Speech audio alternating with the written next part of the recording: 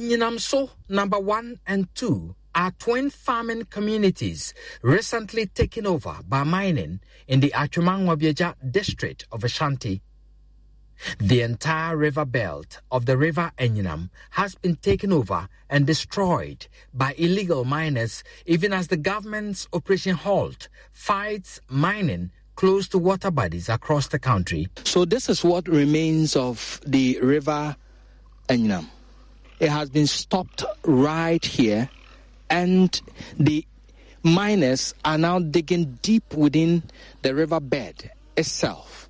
And so it is denying farmers here water to water their crops and even use it to spray their cocoa farms.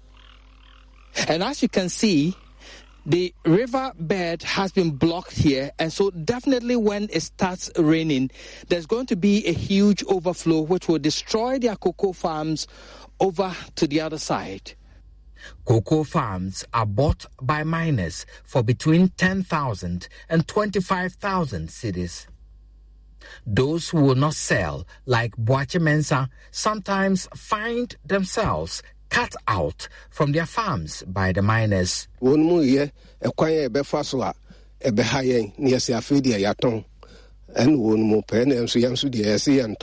are frustrating us to force us to sell our farms, but we won't, because it's a legacy for us and our children's children. Some farmers are incensed with illegal mining activities here. We are appealing to government. The Chinese are destroying cocoa farms. Every mined area here used to be a cocoa farm that could have served our country well. But some of the miners claim they are operating legitimately, even in the middle of the river. Thomas Arthur claims he works for a licensed mining company. Small-scale mineral commission for the Nayak company. This is a small-scale mining site awarded to Nayak by the Minerals Commission, and we are working with them. It extends to Kukubiso and Ekradada. For the destruction to the river, we came to meet it. Close to the main Nkarie-Bebiani road, miners are busily digging close to the asphalt. Also, within the Galamsey number 2 township, some Chinese miners are boldly mining away with huge equipment. Until the government intervenes, farmers and cocoa farms are at great risk of mining. Reporting for Joy News, Erastus Asaredonko, Galamsey, Ashanti region.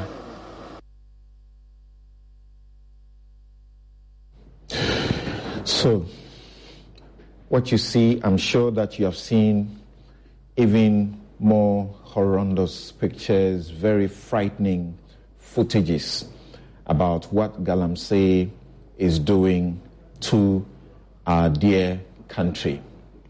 You have seen footages and pictures where the Galamsey is going on right in the middle of communities where residences are.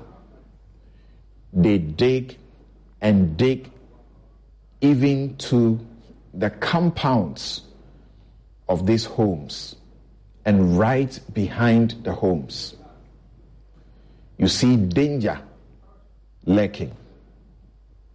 We will begin by going to the phone lines to speak to our Western North Regional Correspondent, Augustine Boa, who's been reporting for Adum Boa. Augustine Boa, who has been reporting for Adum FM. Augustine, thank you very much for making time to join us this morning. Good morning. Right. So, Augustine, tell us about the situation in this particular area where this week people have been angered, livid, irritated by the pictures they have seen, the footages they have seen on television, where the mining is going on right in the middle of compounds, all right, around the Lobo area. Tell us what is going on. And we hear about the protest of the residents, but they are not getting the support of community leaders the way they ought to. Not the police, not the Environmental Protection Authority, and the rest of them. Give us a picture of what the situation is at this place. Well, Sansi, thank you.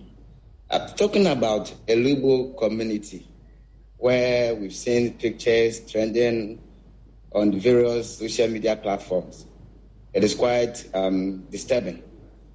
Samson, when you come to Jaboso district, Lubo, as we've seen on the social media, is not the only place the illegal mining is ongoing.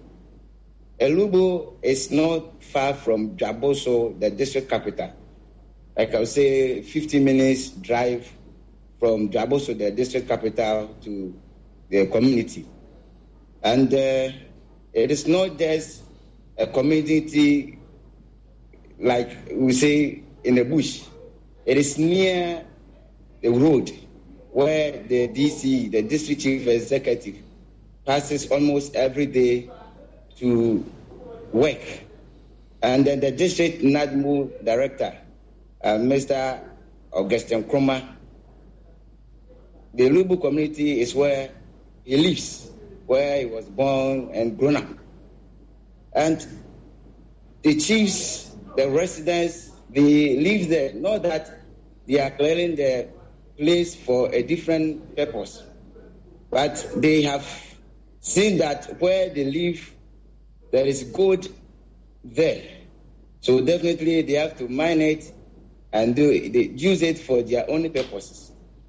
Samson, talking about Galamsey in the Lubu and Jaboso district, it is very obvious to say that in the district, which is the Jaboso township, the activity is ongoing. The residents have been protesting, taking a lot of actions against the activity, but it yields no results. So it's like the residents, they are doing their part to stop these illegal activities, but the authorities to intervene, to speak, to calm those people down, Samson, we don't see those acts.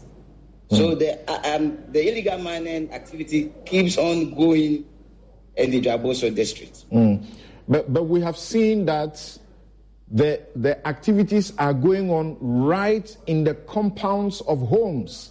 What are those who live in these, homes, houses? What are they saying?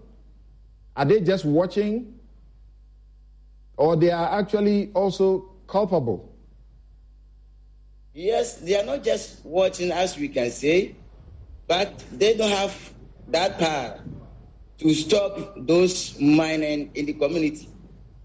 When they try or do any attempt to stop them, the miners will tell them that they have the license or whatever.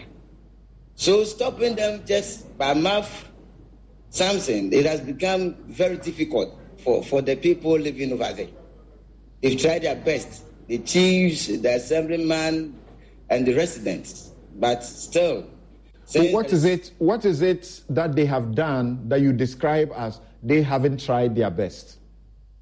Yes, according to the resident, they've reported to the Jaboso District Police Commander, Chief Superintendent Samuel Toso, the Jaboso District Assembly, of which Honorable Godfrey Kobneja Asante is the District Chief Executive, and the National Security Coordinator, Kwame Kento, and other stakeholders.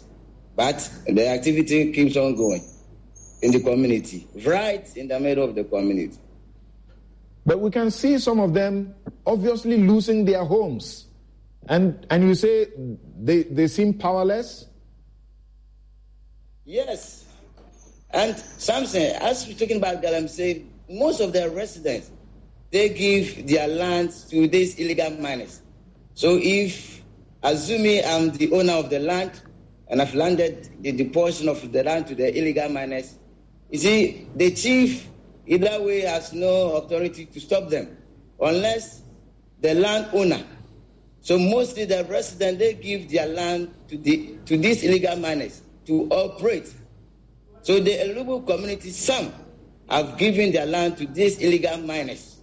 And the miners too, they have a certain power backing them. So nobody can stop them just like that. So the police, the environmental protection, forestry officials, whoever they are around the place, and also, as you say, the chiefs may say they are powerless, but is that really true? What are these other duty bearers? What are they doing? What are they saying, at least? Something, since there is the operation is ongoing, we can say for the fact that they've done nothing to stop this illegal activity. Because if they had done something, I'm sure by now the activities have been stopped. All right. Before you take leave of us, give us a picture of these communities in Elubu, what you see when you go there. And we were supposed to have you there this morning to report right from the scene of these devastation, but we understand that we need you alive, and that's the reason you will not be there. But you have been there before. Tell us what you have seen there. Yeah, right now when you go to the community, you've dug some big holes, stand in the presence of the compound, back of their houses, so you can see a crack in their building. Almost about 2/3 of the buildings around at fault now, because due to the activity ongoing, the community is not in good standing. Talking about the topographic system of the community, it is quite devastating, as we can say. So it is not good for working at night, children roaming around, and strangers, walking around in the community, either day or at night. All right. Thank you very much. And please take care. Augustine Boa is Adum correspondent in the Western North region. He has been to the scenes that you have seen in the course of this week, particularly on social media and on some television stations, the footage that you have seen about Galamsey going on right in the compounds of homes. And you see some of the buildings, they become death traps. He has been there, he has seen them, but unfortunately this morning, he's unable to return to that place because for very obvious reasons. The people who are into these activities, illegal activities, have turned themselves into some militia of sorts, and they wield gunpowder that, if you are not careful, they deal with you. Thank you for joining us. This is Newsfile. It's our exclusive edition on the Galamsey menace that the country has been trying to fight. And this photograph is courtesy Professor Gladys Ansa Nyako Ansa. You would recognize that they, from the University of Ghana, together with York University, have been doing some investigations. And she joined us last week and told us how farmers are buying sachet water.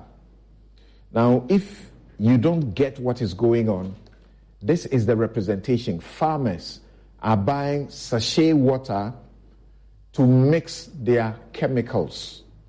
The water that runs in the streams around the communities and in the various ponds, even in the rainy season, where it is raining so very often, is not deemed clean enough to be used to mix chemicals.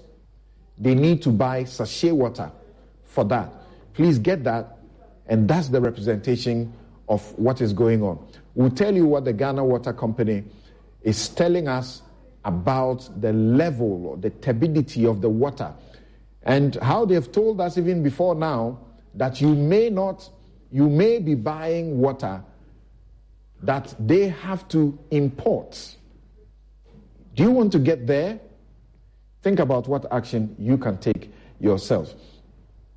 So this morning we'll be speaking to the Minister for Lands and Natural Resources and MP for Damongo, Samuel Abu-Jinapor. We'll also have Dr. Henry Kwabena Kokofu, who is the Executive Director, Environmental Protection Agency, that's the EPA, environmental scientist, natural resource expert, that's who he is, and he's also a lawyer. Let's find out how much of all of these expertise he is putting into the use of the states to stop this Galamsey. Here in the studio is Inusa Fuseni, former Minister, Lands and Natural Resources. He's also a lawyer. He's told us stories, you remember, right here on this show some years ago, and now also retelling those stories about the risk, even in being a minister that is supposed to check what is going on. The risk to it. Also, we have Engineer Clifford Brahima, who is Managing Director, Ghana Water Company Limited. We have Fifi Boafo, Head of Public Affairs, Ghana Cocoa Board.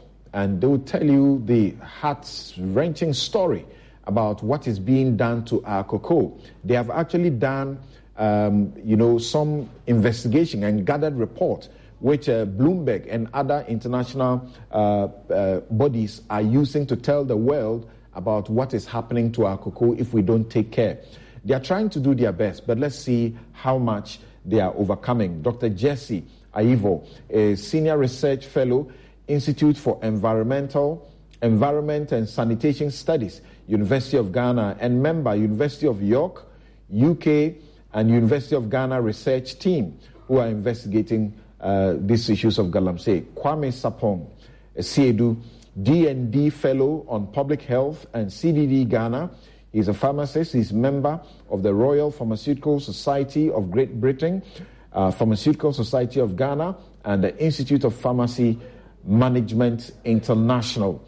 We'll be telling you about what the doctors are telling us now, which was obvious. He had spoken to us years ago and told us about the dangers that the cyanide that is going into and the chemicals that is being pumped into the water and even on the land will kill us. Now we are being told of how exactly, directly, the chemicals are beginning to kill Ghanaians. Dr. Solomon Owusu is a mining consultant. He's in Colorado, USA. He's a campaigner, a very vociferous advocate against what is going on, including his own, hometown, where the river is completely polluted in a manner that he didn't see when he was leaving the country for the United States of America. Francis Opoku is Director of Finance and Communications, Ghana National Association of Small-Scale Miners. What have they also been doing wrong or right? Even at a time when government is trying to win the Galamseyers off, and for the small-scale miners to do what is right. Maybe government needs to go back to the decision of a ban. Is that where we have to get to now? All right. Now, let's welcome you all, gentlemen, on Zoom and on phone, and also Inusa Fuseni right here in the studio. Welcome, gentlemen. Thank you. Great. So I don't have Kokofu yet. I wanted to start with him, but let's go to Clifford Brahima, Dr. Clifford Brahima. Thank you very much for making time to join us. You were with us some time ago, and you told us about, what to expect. Are you surprised that in spite of the measures that government rolled out, we are still seeing the threat to our water bodies and the water that you must treat for us to drink? Thank you very much, Samson. If you are dealing with the human beings, there are measures that you put in based on certain factors that you consider. But implementing such policies, you realize that you did not think of them broadly enough. And so there's the need for you to go back to the table and really look at the decisions that came into, or the assumptions that came into your decision. Galamsey, people are looking for livelihood. And NGOs will say that there is unemployment. And for that matter, people must get some resources. But we are also guarded by rules and regulations. And that no citizen can move in and do anything because we all belong to the country. The freedom for you to throw your hand surely will end where my nose is, because if you hit my nose, it's an assault. So another thing begins. And for that matter, citizens, everybody must come together for us to get this thing working. Do citizens believe that the activities they do around our water bodies have direct implications on their survival? That's a question we need to ask ourselves. If they do not believe in it, what they will do is to always look around how to escape, how to find another way of outwitting the law enforcement agencies. For us in Ghana Water Company, we take advantage of the resource itself to produce water for citizens. But we do not have the role or the power to monitor the water bodies. It is Water Resources Commission. Right. In all these activities that we are carrying out, at what position have we placed Water Resources Commission? Have you gone to Water Resources Commission to look at even the offices they work in? And I think that for us to be able to fight this menace, water resources must be strengthened adequately to give them the necessary power to do what they have to do, and then resource them adequately. If you look at Minerals Commission, they give licenses to miners. They go to EPA, they give them approval. Why don't they get to Water Resources to say that, look, where you are allocated to them is within our buffer? Why have they been left out in the approval processes? If we don't get them involved, we are going to have challenges. And I think that this Galamsey menace, we must expand it, because if you really want to get our water bodies, it must be comprehensive. If you go to Tamale, Dawuni, it is not Galamsey. It is Sanwini. And they are polluting the water seriously. Okay, so your proposal, immediately I can hear from you, one important proposal you think will work is that if that is not the case presently, Water Resources Commission must play a role, or actually be the one to, give a go-ahead that this area you can mine or not mine.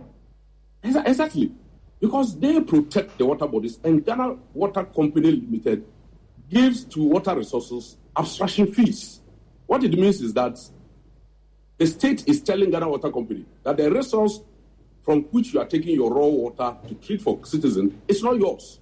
And that is why there's a fee we pay on a monthly basis to the person who regulates the use of the water. So why will people come working around that resource, and the people who regulate its use are not being involved? Okay. And so we need to do that. And it has to broaden it beyond Galamsey and look at other activities. If you go to the Densu, Weja, it is not Galamsey, but the water there is polluted. So let me share this with you and then get you to tell us what the implications really are.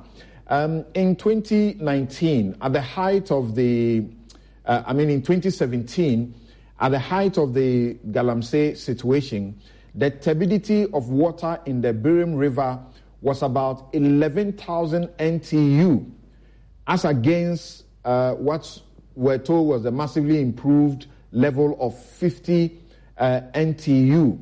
Then in 2019, the situation, as we got to know, was that the treatment plants in Konongo, Chebi, Bonsu, you just mentioned a while ago, and Enyinem, which were among those heavily affected, were all back in operation because you had been able to do some work to ensure that they could get back.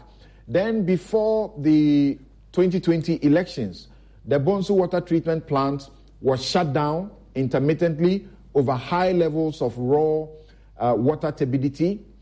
Again, the turbidity was as high as 8,000 NTU as compared to the normal, which is expected at about 3,000 NTU, indicated by yourself, the Ghana Water Company. What does this imply in terms of your cost, among other activities, to get water for us? And the implications are probably in three folds. One, we will have to use more chemicals to be able to get the sediments out of the water, to get the clean water to your home. That's one. And so cost has risen. Two, the water that is supposed to come to your home is going to be reduced because now the process loss has increased. What it means is that if you have 100 liters of water that you process under normal circumstances, the process loss should be 5%. And so 5 liters will be thrown back into waste, and then 95 will be sent into consumers. Let's assume each person is taking 1 liter. So you have 95 people to serve. If you go to Odaso now, specifically, we do 50% process loss. And so from this 95% that we're supposed to have, we are having only 50 liters to send. So instead of serving 95 people, you can only serve adequately 50 people. So if you have a population of 95, you are serving, whether you like it or not. If everybody's demand in a day is 1 liter, you will have to shut some people, and then the other people can get, else people will not get water. So what it means is that our cost will increase, and since we do not have the capacity to transfer or move the cost back onto our consumers on our own, we will be shortchanged because instead of asking 95 people to pay, you are now asking 50 people to pay at the same rates.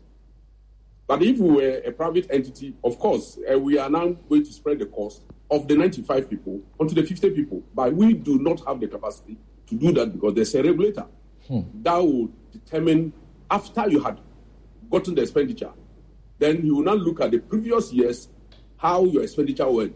Then in subsequent years, they say that, okay, we are going to review it. So at any given time, you are behind your expenditure. And so you continue to make losses, whether you like it or not, or you make sure you continue to have deficits in your operations. What does the future look like for what you're doing? And you have been asking, you don't even get, the last time you were asking for some increment to help you cushion your cost. How much were you giving? Far less than what you required.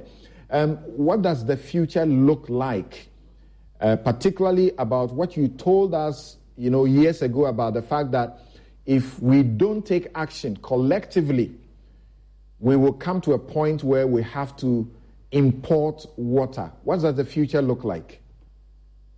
For now, we haven't gotten to that very critical stage. If we take action now, water will clean itself. If we take action today, in few months, few years to come, we see the turbidity coming down. But what we need to do, fortunately for us, we have the scientists on this platform today. What we need to do is that the climate change experts must factor some of these things into their research and not to be looking at the climate factors that bring flooding and other things. For us here, it's evaporation. Because we are cutting down our trees and allowing our surfaces to be the evaporation to increase. And so if you go to the north, some of the tributaries of our rivers are dying. They are dying because, one, we are creating sediments into the reservoirs, and for that matter, increasing the surface area. And because of the climate change, the evaporation is increasing. And so if we don't stop the activities of people silting our rivers, including the Galamsey, which is more serious, we will have a problem. But for now, I can tell you, we haven't gotten to that very critical stage yet. It's just that once in a while, Ghana Water Company will have to shut their plants if the turbidity gets to a level, because our pumps are not wastewater pumps. Our pumps are not manufactured to carry grit grit water. Our machines are supposed to carry surface clean potable water, and that is what we will have to. Okay. Now, before I go to Fifi Boafo to bring us up to speed on the threat to our cocoa sector, I realize that you actually don't want us to limit the discussion as far as it affects the activities that affect the water bodies and water to only Galamsey. You talk about sun winning, and I understand also that you are concerned about fecal matter being dumped into some of the water bodies that you need to treat for us. How is that thinkable, that people would dump fecal matter into where it's not approved? And that is where the sociologists will come in, because I keep sometimes when I was in academia, you ask your students what they think is the cost of somebody from a community moving to a toilet that has been provided for the community, but instead of getting into the facility, they rather do the thing outside the facility. What's engineering? What's calculations? What can you do about this? These are purely social issues that people will have to. What's wrong with us? But Doc, where exactly are these happening? Have you spotted them? And what are the steps that have to be taken? Because you have a duty as leaders. Exactly. If you go to Weja, that is in an urban setting of Accra. If you go to Weja and look at the quality of the raw water in Weja, you see it to be greenish. What it means is that organic material is being pushed into it. One major organic material that is pushing is people's fecal matter. And so you will have to ask yourself why people who build around it, first and foremost, it is even illegal for people to build there. But they are there, and they are discharging their waste from the households into the water. And it creates a lot of problem. Weja, 2 years ago, last year, we were using 200 bags of aluminum sulfate to do our flocculation and the coagulation. Today, we are using 300 bags.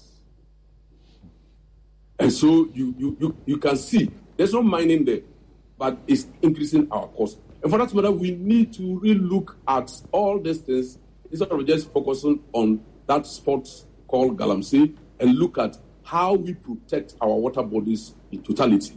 So for me, the future is still not very threatened as much, but we will get there if we don't take the actions today. If you go to Tamale, the water body there is coming from Nawuni, the White Volta. The sun winners, they have the guts to carry stones into the river, such that they will be able to move on the stones as bridge to the other side to get sand. And in doing that, they diverted the water away from our headworks. How do you think about this? That people who, after getting their money, they know they've worked, they want to go to the house and have a shower running, and then they go, when the shower is not even ready, the very people who will cry foul that Ghana Water Company is not performing. So these are things that we need to bring together and make sure that water resources is really put at the center of some of these things to protect our water bodies for us. Okay, thank you very much for sharing with us extensively what is going on, and to bring us to a point where we can all begin to appreciate what it is that we must do, else this is the trouble that we are looking to. Now, Fifi Boafo, thank you so very much. Now, we understand that the economic implications, beyond the water getting polluted, the fiscal things that are happening, we understand there is such an impact on cocoa production in Ghana. According to the Bloomberg, and I watched you on PM Express, that you said Bloomberg was actually using statistics that you have done. That's a good job. Now, more than 19,000 hectares of cocoa plantations have been destroyed by Galamsey operators. More than 19,000 hectares. And you say that figure would even be more by now. Now, cocoa output has slumped by 34% in the first 6 months of 2022 compared to last year.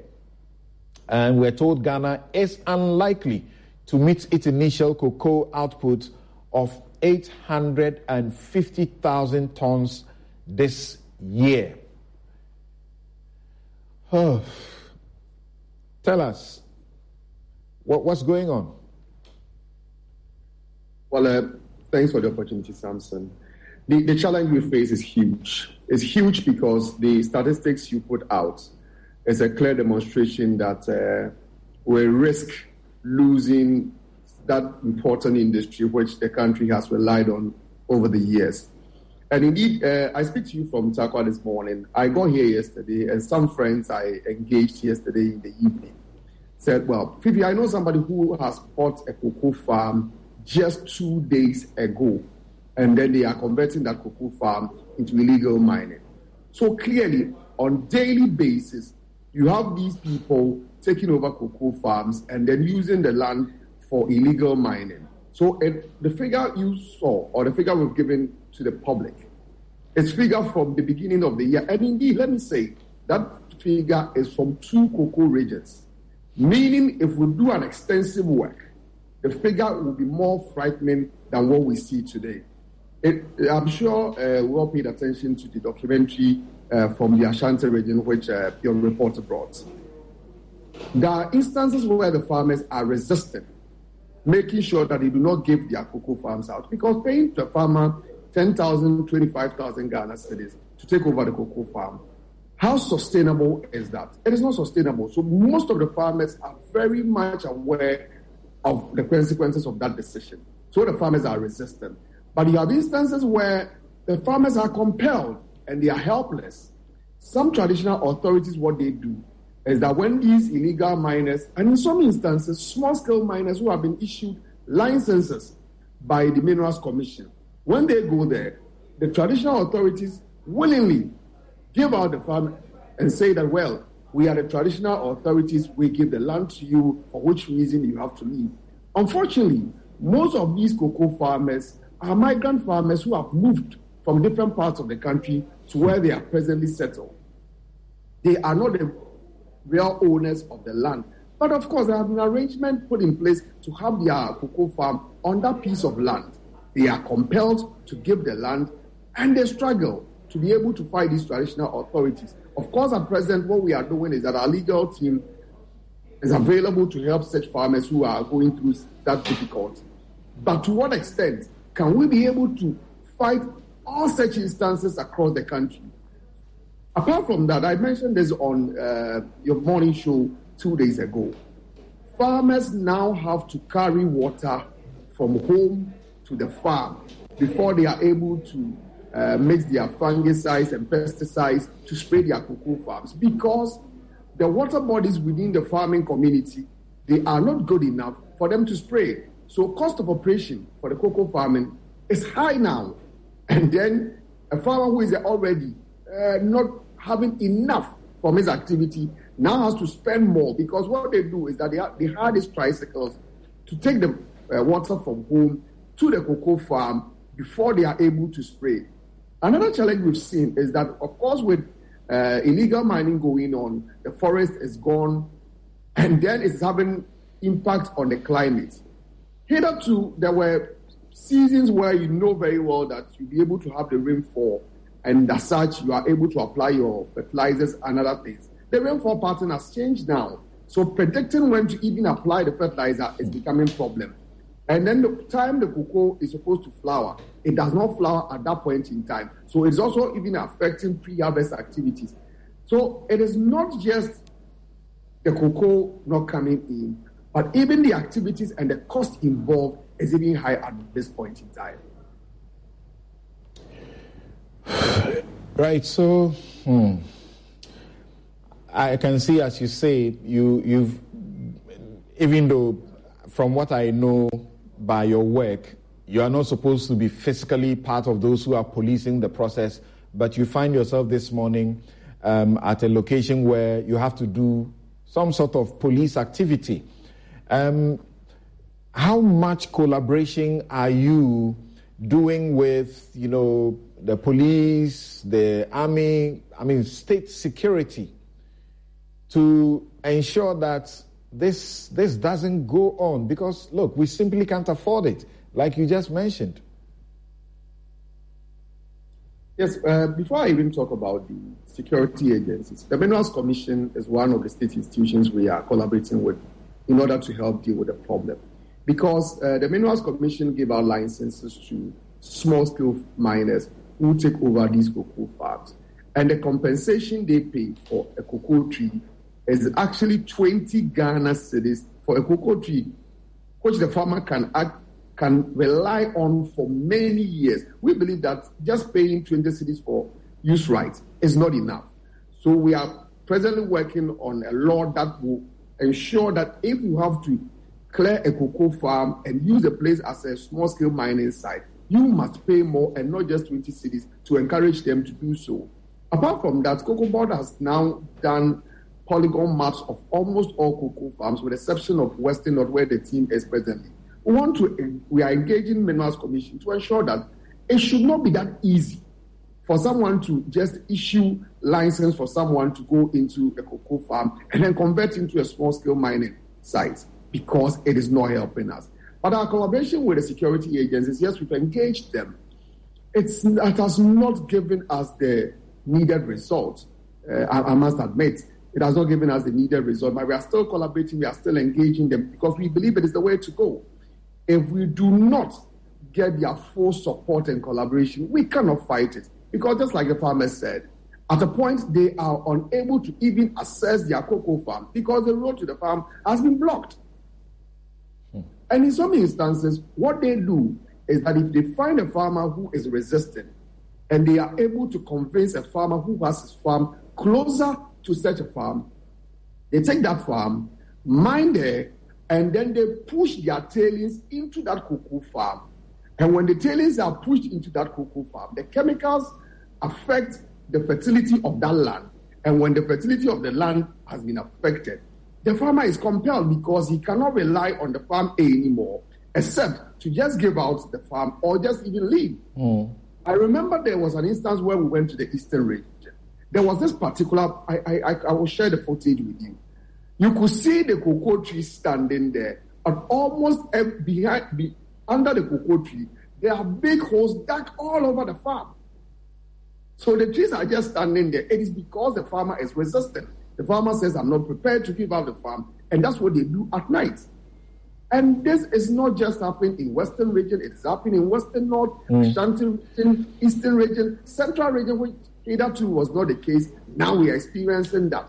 And it is all over the place. Fifi, the Global Initiative Against Transnational Organized Crime tell us that we have 200,000 people who are engaged in Galamsey, and nearly 3 million, people rely on Galamsey for their livelihood. The point I'm getting to is that you mentioned, non-Ghanaians, foreigners, and their involvement. We have seen many times how too many Chinese nationals are arrested. According to the 2021 Population and Housing Census, We have people from ECOWAS countries who are here. We have 270,000 of them. People from Asia, we have 11,000 of them. People from other parts of Africa, we have 6,000. From Europe, we have 3,000. From North America and South, we have 2,000, almost about 3,000 of them. And then from Oceanian, we have 169. If you look at the figures, those from Asia, a whopping 11,000. Is there any targeted activity to particularly the Chinese nationals? Because we know now, as a matter of fact, that they are the ones behind the Shanfans, these heavy equipment. They are mostly behind the excavators, of course, with their Ghanaian collaborators. Is that a path you have thought about, to collaborate with security over this issue?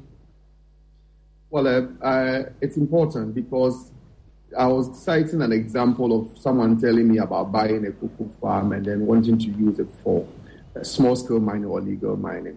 The person actually went further to say that, you know what, I do not have the machines or the equipment to go into it. So immediately I'm looking for some Chinese to give this land to for them to go into the small-scale mining.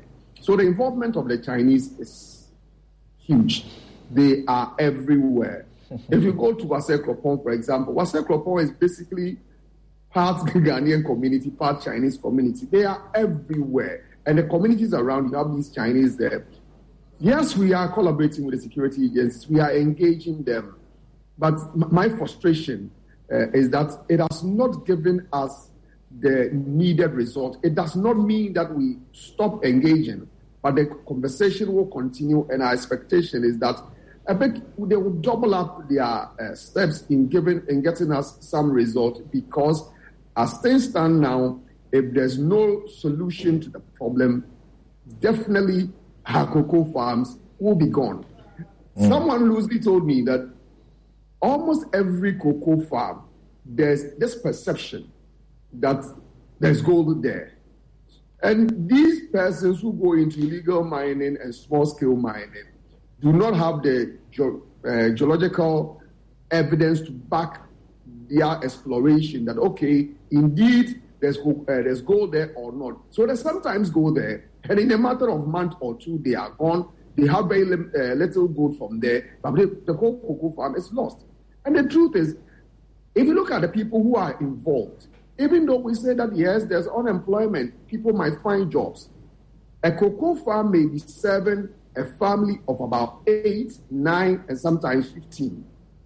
If you give it out to these small-scale miners or to these illegal miners, maximum 6 months, the entire cocoa farm is gone.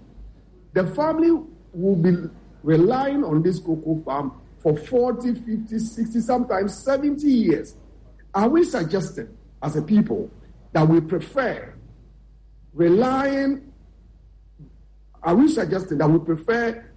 just spending 3 months or 6 months to clear something which we could, as a people, rely on for 60, 70 years? I don't think that it solved the problem and it's a good substitute. Right. Thank you very much indeed. Let's go to Dr. Henry Kwabena Kokofu, Executive Director, Environmental Protection Agency, EPA, who is also an environmental scientist, natural resource expert, and lawyer. Thank you for making time to join us this morning.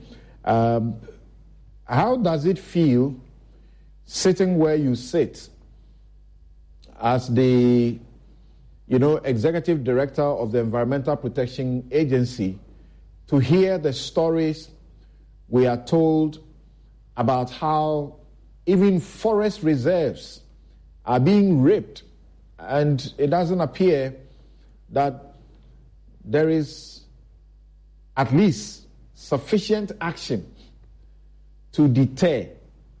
How does it feel being the head of such an institution and these things going on under your watch? Good morning, Senior Counsel, and good morning to your esteemed panelists, to your viewers and listeners. Indeed, I feel bad.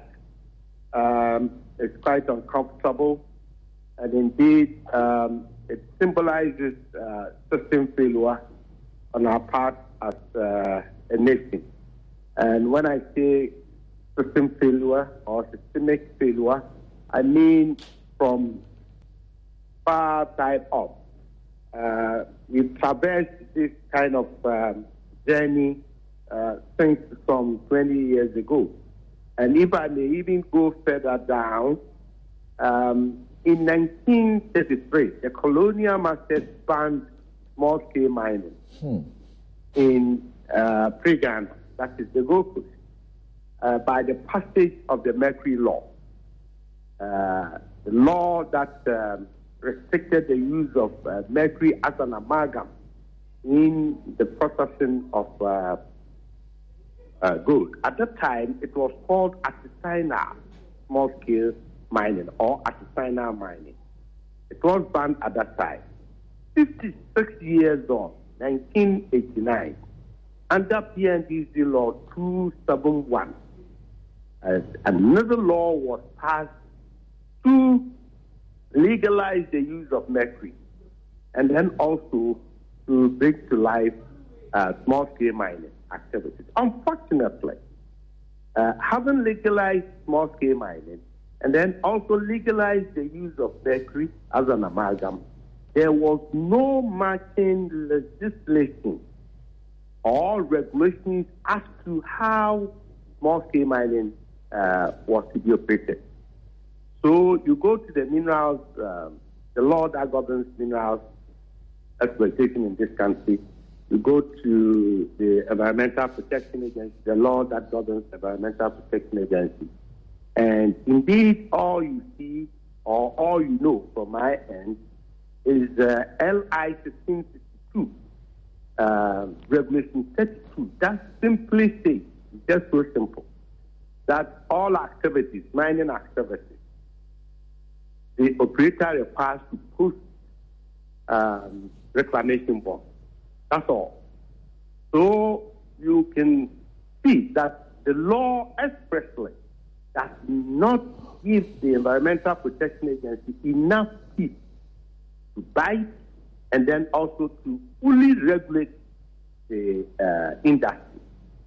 So yes, I feel bad, not because myself and my entity does not know what to do, or we do not actually have the men and women to undertake that assignment, but the law does not sit so well with us.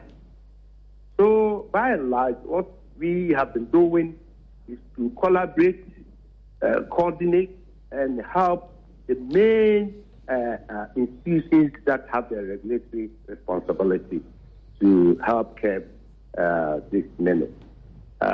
Having said that, it is also not the case that as Environmental Protection Agency, we haven't done anything at all to help try to stem the tide.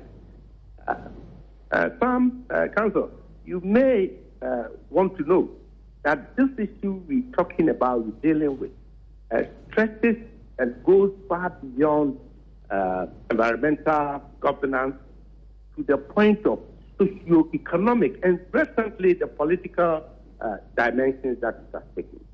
And we do know also from natural resource governance systems, including literature, that resource allocation, who gets what and where and whom, has always been a thorny issue all across the globe, particularly in developing countries that rely very much on natural resource exploitation for development and people's livelihood. To the extent that resource case that results in conflict have all emanated from some of the seemingly dangerous scenarios that we find. So it's an unfortunate situation, but I think all is not lost. The government has shown leadership. it is up to us as the citizenry to also beef up what it is there. And here I must commend the sector minister, Honorable Jina, for having taken office under the marching orders of the president, who has taken some initiatives. But then I'm also quick to say that we haven't gotten what we want and what the citizenry expects of us. Doc, I hear you, isolate, lack of legislation as a major problem. Yeah. Those who are mining lawfully are supposed to do reclamation, you said. Yes. From the aerial footages that we see, and even close footages that are done from most of these places, you see them, all they have done is dig their gold and go away. They leave the place not reclaimed. Yeah. So that's not a matter of legislation. That's simply failure of leadership. You speak about a ban, even, pre-independence Ghana. Yeah. Are we there? Should there be an outright ban to start with? Because we have lost control, if you like, of the situation. Let me take the first point. You may also want to know that exploitation of gold or gold extraction has two major phases. We're talking about large-scale gold mining, and then in this particular instance, small-scale or medium-scale gold mining. The large-scale, to some large extent, is well-coordinated and heavily regulated to the point that the reclamation concept works so well and it has achieved so much of success.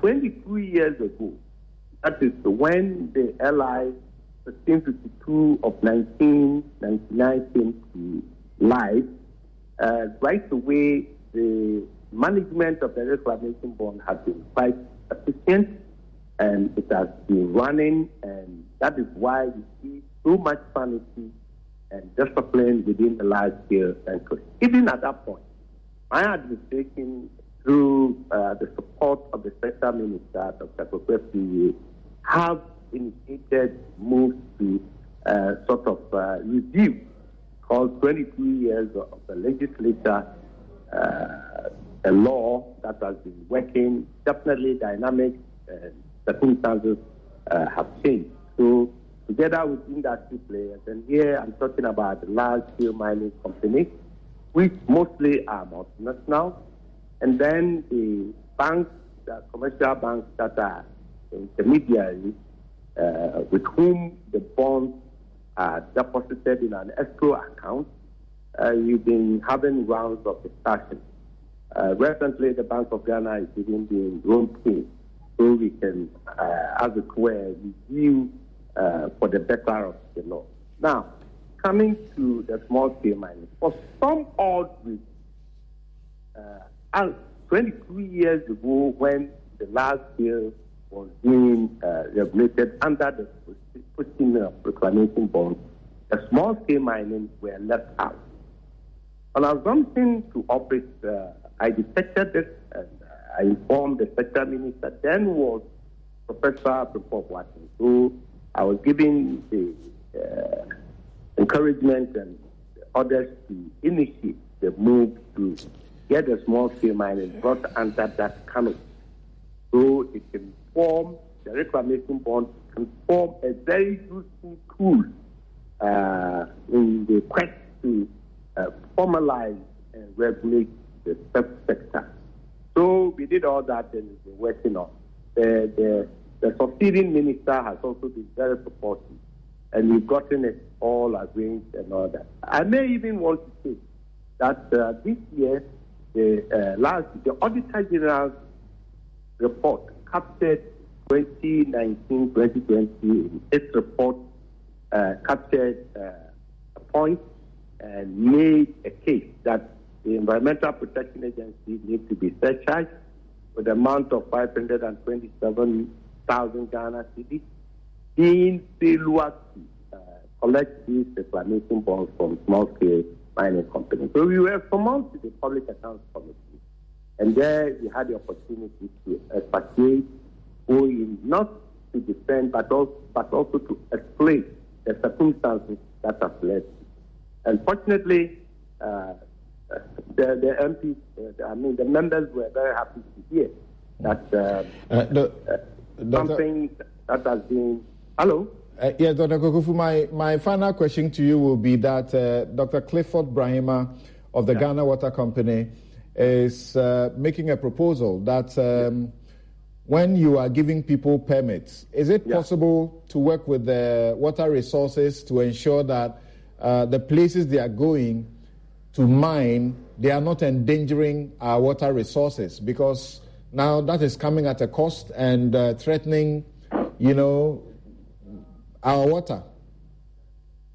Yes, the point is there has always been a coordination. You see, we are not the major permitting institution. Minerals Commission is, and to the large extent. If this is what your coordination has produced, then you have failed. What is happening is we do as a matter of principle or matter of duty to look at environmentally sensitive situations within the enclave. There are times we have refused environmental permits due to the proximity of the location to water bodies.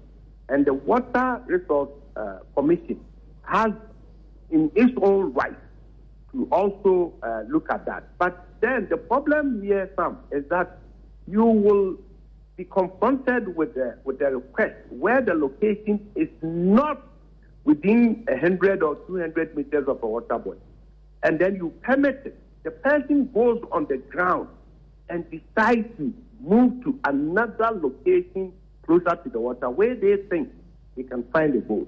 So the people have been touting, I have permits. I'm a small-scale miner, fully permitted, and I am legally working. You can be legally permitted, but your operations on the ground may constitute an illegality. That is where we are not looking at critically. So I agree, we are all in it together.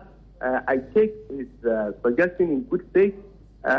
We are on the verge of calling for, with this bond, we are calling all these stakeholder institutions together before we roll it out at the end of October. And at that point, we'll be able to also get inputs and all that and see how it works.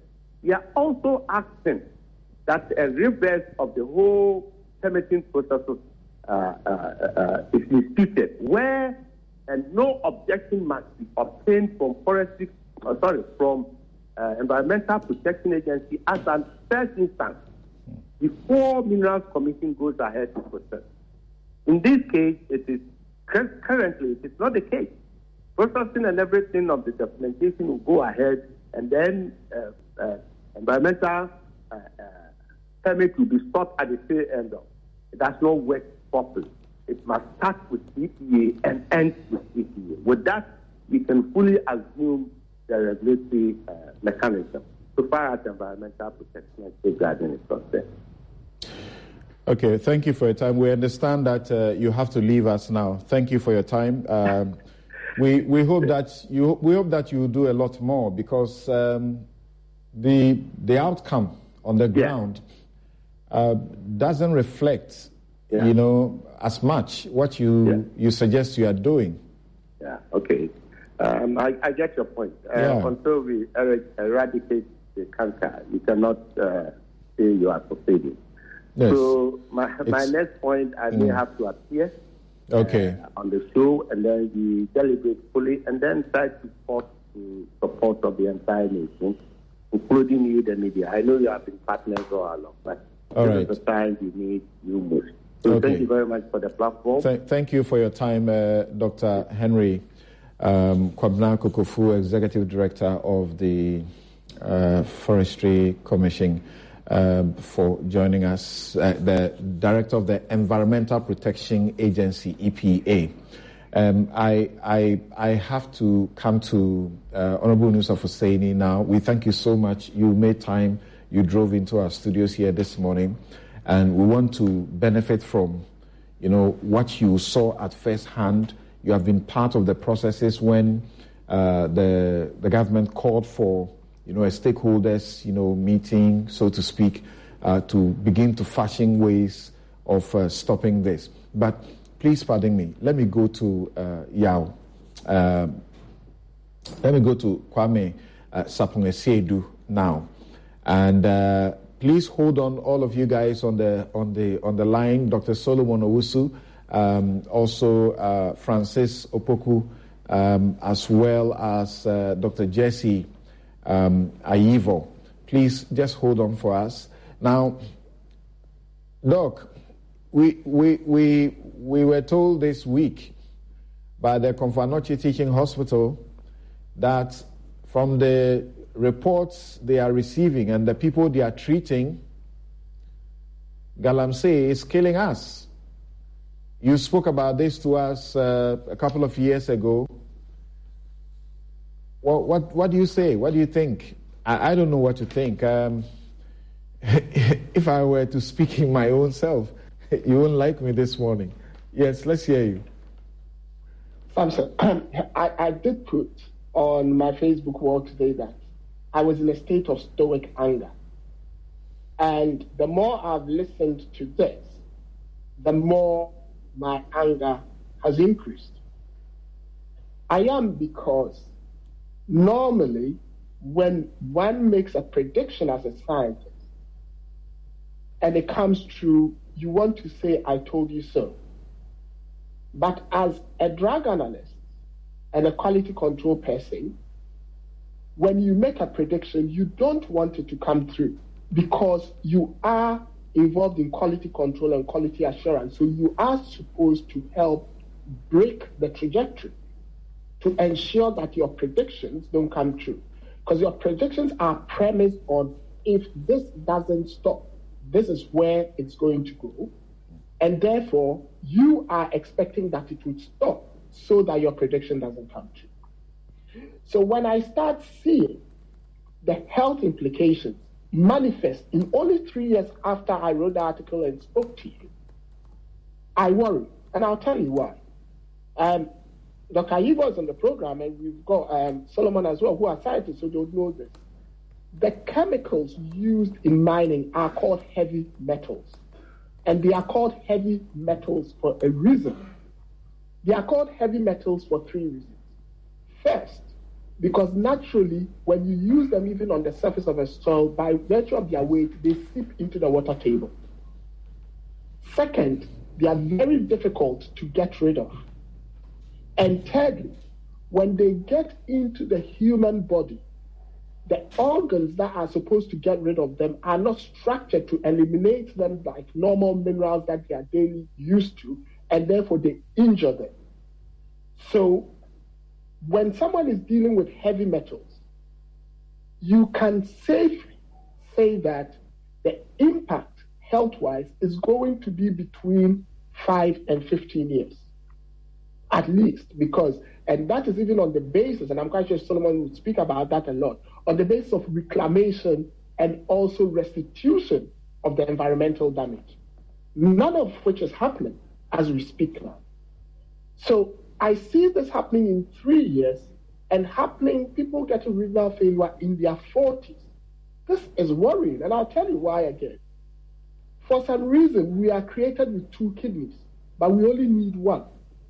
So by and large, a lot of people function to the end of their life using just 1 kidney. We are finding ourselves with people who have virtually not reached their 5th decade, getting both kidneys lost. That is not normal. Your kidney functions typically like your car, a brand new car with a spare tire. There's no way all 4 tires would blow up, and therefore you need a fit. And that is why even new design cars come with much smaller spare tires, because if a puncture comes, you can use that auxiliary until you've repaired the original one and continue. That's how our kidney works. That's how our liver works. It has a regenerating ability. We're losing that, and we're killing ourselves. And so when you ask me how I feel angry. I feel disappointed. I feel we are a people who deliberately sought out to damage ourselves. We're dealing with something that is destroying our finances. We heard from the Cocoa Board. It's destroying our education because these heavy metals affect the mental acuity of children when it gets into them before the age of 3, and it affects their educational attainment. It's affecting our agriculture and aquaculture. Now we farm fish just to eat. You go to most of these catfish joints and the fish are farmed. They are not coming from our rivers. It's affecting our legal system because we don't even know which is the truth regarding Aisha 1. We don't know whether she eloped to marry. We don't know whether she sneaked. We don't know whether she was deported. We don't know whether she was expatriated. So we cannot even trust our Attorney General and our prosecution process as though they are telling us the truth. And you are a lawyer. Prosecution has to carry the citizens along because justice must be seen to be done. It must not only be done, but it must be seen to be done. So justice is actually dispensed on behalf of the citizens. The people who sit in the courtrooms as judges are not sitting there because they by themselves are there. They are there because we, the people, actually put them there to dispense it on our behalf. Doc, I suppose we are better off not talking about all of this, confusion, and I just have to regulate myself. So let's talk about what is happening to us and what we can do. Okay, so I've talked about the mistrust in the justice system. Then finally, it is affecting our security apparatus. Health, which I believe in, is a public service good. It underpins the security of any human resource. And if you look at all health literature, there's a direct correlation between life expectancy, educational attainment, and the gross domestic product of a society. So when you get your able humans dying within 40 and 50 years because of a practice that you could regulate, and you find yourself in the constant perpetual motion of training, because what happens is you don't get people going to the retirement age, becoming senior citizens, doing knowledge transfer. You are killing your human resource, but also killing your ability for transformational development. Which human society would do this to themselves? And as a son of a forester and an environmentalist, I have occasion to ask myself, my dad is 86 years old now. When they were running the environmental fortunes of this country, if they had behaved in the way that was behaved, my grandfather was a sanitation inspector. In his time, the stories he told us, you could not do this in your water bodies. You could not put sewage and effluent into waters. They were called tankers, town council. They'll come and arrest you. But at that time, we were far less literate than we are now. Today, all of us speaking have villages and towns in Ghana. But we cannot even impact on them and leverage them to stop killing themselves. We see what's happening in Elibu. We see what's happening when you drive all over the country. Fifi Boafo a while ago was telling us, what was happening. You see what? Can you see that on your screens? Yes, I can. The cocoa farms. Yes. Because somebody refuses to sell their cocoa farms cheap. Somebody says they have purchased something and they see what they are doing to the cocoa farms. Doc, hold on and let me, Dr. Solomon Owusu, what you are seeing, I know you have been focused on the water pollution, particularly the specific rivers that have, turned into muds, the water that have turned clearly into mud. What do you say? Dr. Solomon Owusu, please unmute your mic. Yeah, thank you, Samson. And let me use this opportunity to extend my regards to your cherished viewers and listeners. It's sad to see things like this because Ghana is not the only country that we mine gold or we mine minerals. Even in the United States, where I am right now, we mine gold. And United States is the third leading gold production country in the world. Ghana is like 8th or 9th or so. So let's ask ourselves whether we mine haphazardly that way in other parts of the world. We all understand that the continuous global demand for minerals, particularly, precious minerals like gold, has made mining a lucrative business and is creating millions of employment for people. Notwithstanding, we can't allow such impunity to go on. Now, if we talk about the mining cycle, the large-scale mining company, when Dr. Kokofu was speaking, he talked about the legitimate, conventional large-scale mining, and then the small-scale mining. He made some comparisons. But I don't want to go into politics today because of the rules, of the game today. But what I can say is, in the typical mining cycle, you start from one stage to another. It's like a sequence. You start from acquisition of the concession, then the proper permitting follows. After that, then we go to exploration.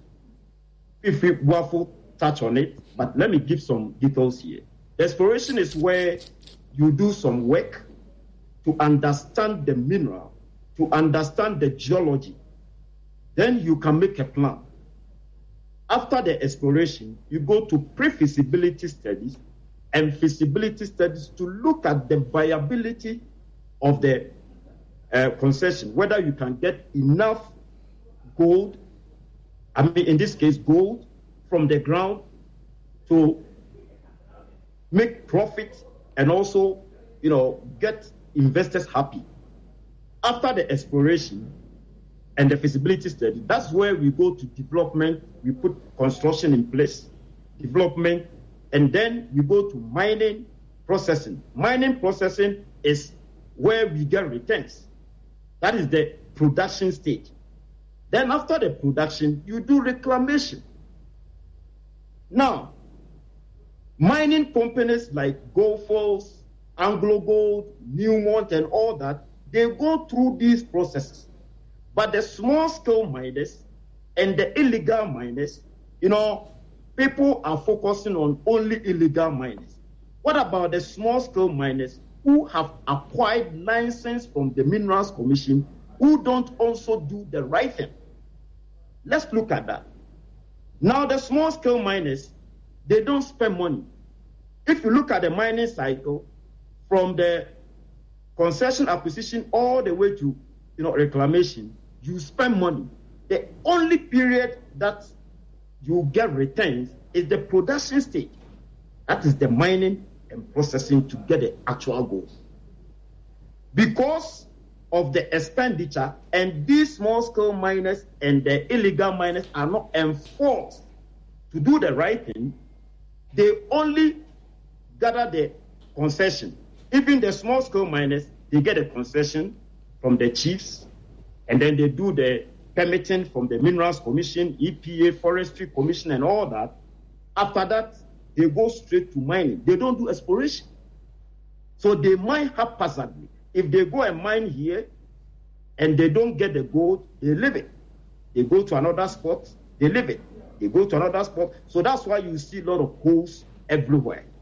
But the conventional large-scale mining, mining is capital intensive. So they spend money to do proper investigations to know or understand the deposit before they put the money. After that, after the production, they don't do reclamation. Unlike the large-scale companies that do reclamation. That's the difference. And if you come to the illegal miners, they don't even acquire the land. because they are illegal. They don't register the land. They don't do anything. They just find a place, find a spot, they start mining, and if they don't get the money, they leave it. If they get the money, they spend it. They don't do reclamation. So the question is, what is the government doing to streamline the activities of the illegal miners and the small-scale, the licensed small-scale miners? Both of them, they pollute water bodies and degrade lands, both of them. It's not their fault because the methodology that they are using, unlike the conventional large-scale mining, they pollute water bodies and degrade the land, not on their fault because the government doesn't have standard operating procedures for them to follow. That is the problem. People don't know. Because if they have standard operating procedures, why are they still polluting the water bodies and degrading the lands? And if they are following any standard operating procedure, why is the government not monitoring to ensure that the right thing is done? These are some of Is it not the case, Solomon, is it not the case that the government is simply overwhelmed? Aren't we aware of Operation Halt, the first phase, the second phase, the things that are being done, creating alternative livelihoods? First of all, there was a ban, and then later there was a lifting of the ban in a certain gradual manner. There were streamlining of those who, needed to regularize their processes. Is that not what a government should be doing? Thank you, Samson. The government is trying.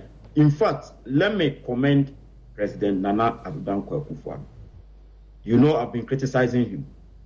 But if you look at this Fourth Republic, the president that has been bold, step up and fight Galamsey is Nana Addo Dankwa Akufo-Addo. I'll commend him today on your big platform.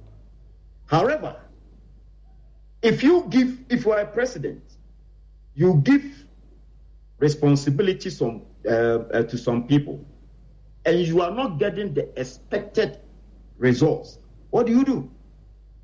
It started from my own friend, Honorable John Peter Amewu. He started very well, and he came to my man, Professor Frimpong Boateng, to Asuma Treme, to Abu Jinapo. They are all using the same approach. Using the military approach will not solve the problem. They need technical input, and after getting the technical input to ensure that right standard operating procedures have been developed for them to follow, then monitoring and law enforcement follows. But using the military to get rid of the illegal miners, what about the licensed small-scale miners who are also polluting the water bodies and degrading lands? So, Samson, to answer your question, the approach that they are using is totally wrong. They need technical input. I'll just give a brief here. I'm not going to do that because I may not sell my intellectual capabilities for free. What the government needs to do here, one, and these things I've been telling George Mlekuduka, Honorable, he's my good friend. But there are some powers above him that maybe, anyway, let's put that one aside. I don't want to go into politics today. One, there should be proper land acquisition and registration process. And that process should be short. It shouldn't be very long bureaucratic processes that will let the miners wait for a long time, and because they are waiting for a long time, they go in there and do their own things. There should be a simple, short, but effective process. That is what the government needs to look for. That's number one. Number two, they should decentralize the permitting process. Now everything is Accra. What about somebody who is in Elubo? He needs the permit to mine legitimately if standard operating procedures are put in place. Why should the person travel all the way to Accra? Is Accra the only place that we can get license? They should decentralize it to the local district and municipal assemblies so that they can get easy access to it. Then you go to the development of standard operation procedure that I've talked about. That is technical, purely technical. Then the establishment of mining regulations, proper mining regulations to follow. After that, then corruption-free tax collection system. Now, as I'm talking to you now, the small-scale miners don't pay taxes. So at the end of the day, if they pay taxes, we can use part of their taxes to do all these things that I'm talking about. Monitoring and law enforcement, indiscriminate law enforcement. Now, you arrest Chinese guys, you leave them because of the benefits. I think you still remember the question that I asked Mr. Osafumafo. Okay. Solomon, so Dr. Solomon, also thank you very much. We need to take a break here. We would come back and hear from Haruna Inus of Husseini, and then we have Dr. Yivo also on the line, and then of course we have Kwame and the rest of you. Francis Opoku, you are with the small-scale miners, and you are also being accused. We will also get, final inputs from all our guests this morning. We have chosen sort of a deliberate path that, we need to do the right things. And if you like, as for the shambolic approach as far as the prosecution and all of these things are concerned, the better we focus on something else, the better. The earlier we focus on something else, the better. We will be right back. This is Newsfile. It's your most authoritative news analysis platform, and here on Newsfile, we put Ghana first. And we began by speaking with Augustine Bois, who is the Adom FM's correspondent in Western North. He told us the stories about that place. Francis Opoku is Director of Finance and Communications, Ghana National Association of Small-Scale Miners. He will join us. Dr. Solomon Owusu, you just heard a while ago, is a mining consultant. He's in Colorado, in the USA, but very present in Ghana with his advocacy, very consistent. Kwame Sapong Siedu is D&D Fellow on Public Health at CDD Ghana, pharmacist, member of the Royal Pharmaceutical Society of Great Britain, Pharmaceutical Society of Ghana, and Institute of Pharmacy Management International. Dr. Solomon Owusu, if you remember him, he appears to be the one who asked questions of Osafumafo that led to the revelation that somebody was being left off because Ashawan was being left off because there was economic benefit in leaving her. The president regretted that later, and these days we have been told one story after the other. You listen and you just cringe. You ask yourself, what is it? People don't know what they are doing in leadership or what. Dr. Jesse Yivo, a senior research fellow, Institute for Environment and Sanitation Studies, University of Ghana, and member, University of York, UK, University of Ghana research team. Fifi Buafo, head of public affairs, Ghana Cocoa Board. And we also spoke to engineer Dr. Clifford Brahima, managing director, Ghana Water Company Limited. He's also still with us.